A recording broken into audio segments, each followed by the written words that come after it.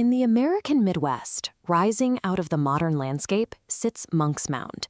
It is the towering centerpiece of Cahokia, a sprawling, ancient metropolis that rivaled the major urban centers of its time globally. At its peak, this city was an immense achievement of engineering.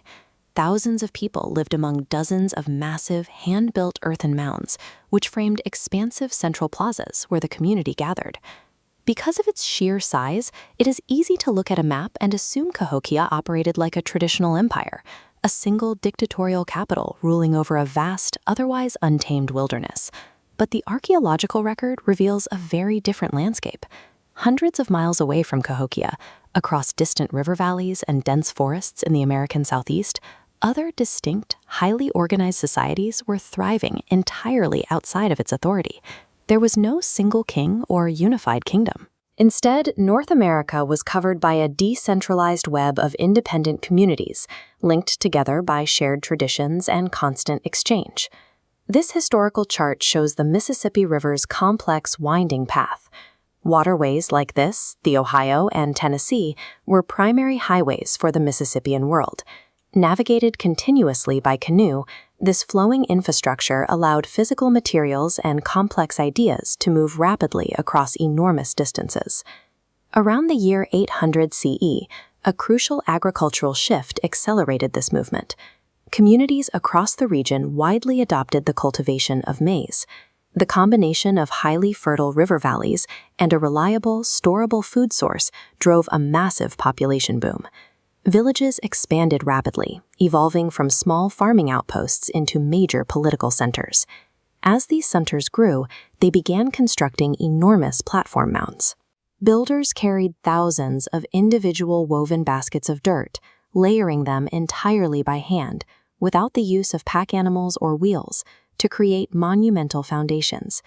You can see the results in present-day Alabama at a site we now call Moundville. It grew into a massive settlement with its own central plaza, entirely distinct artistic traditions, and an independent political history.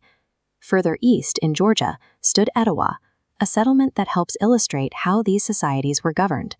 Archaeologists identify Etowah as a chiefdom, a political structure where a centralized leader exercises authority over a network of subordinate towns and villages. Under this system, society was strictly organized by status.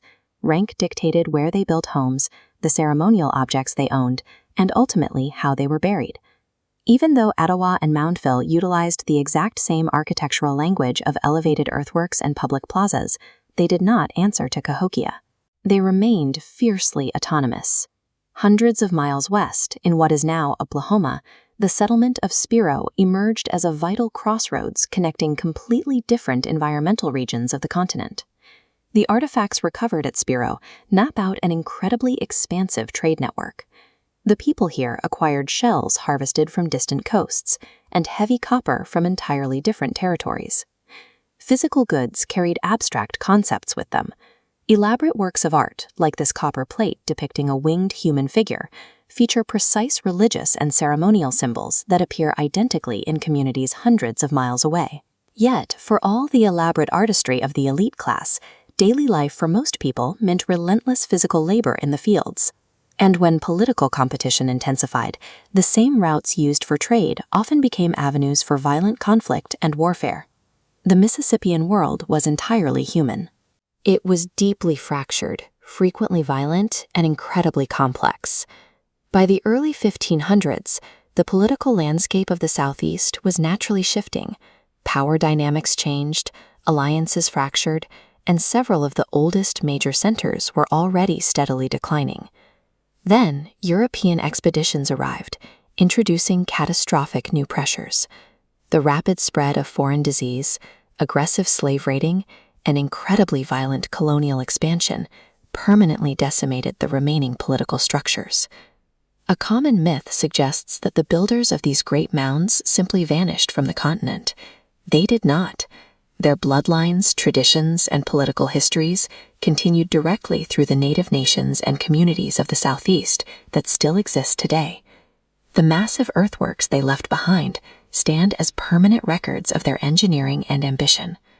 Ancient North America was not an empty wilderness waiting for civilization. civilization was already here.